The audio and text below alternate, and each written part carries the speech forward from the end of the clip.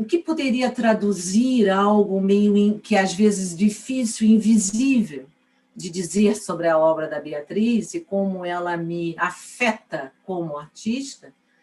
E eu acho que, de cara, para mim, é isso. É como ela vai construindo essas esferas íntimas do pensamento atrás do outro, onde a sua geometria não é apenas uma colagem de sinais, o que eu chamo que é a dramaturgia, eu poderia jogar na minha área, né? Uma dramaturgia da geometria que dialoga com a cor, né? Então, são essas, e que vão criando essa narrativa de coisas, né?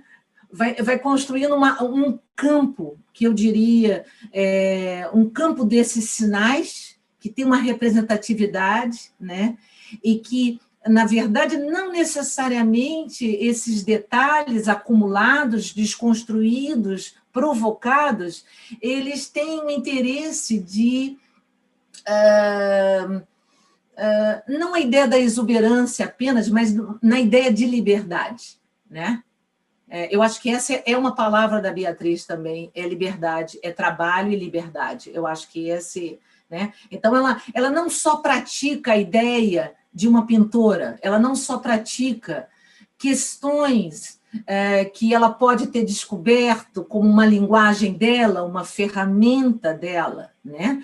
Ela vai fundo nessa prática, né? E eu acho que dentro, quando você realmente mergulha organicamente nesse local, sem receio, sem medo, né?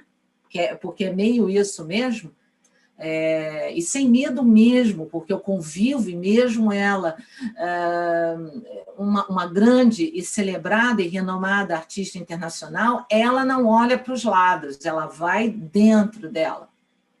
Então, quando você se permite esse local, você transforma, né? Então, a Beatriz, cada obra da Beatriz são essas narrativas que eu digo, porque a vida é narrativa, né? Ela é exigente, então, são essas obras, essas telas em branco, como ela mesma costuma dizer, que vai sendo transformada, mas transformada por quê? Porque é uma cadeia de pensamento atrás de outra e que aí ela abre para quem assiste, né? Ela gera essa contemplação que, inicialmente, eu acho até que, com certeza, né, o público, uau, que forma, que cor, mas imediatamente você é inundado de uma outra sensação, né, de mistério, né, de intrigamento, né, de curiosidade.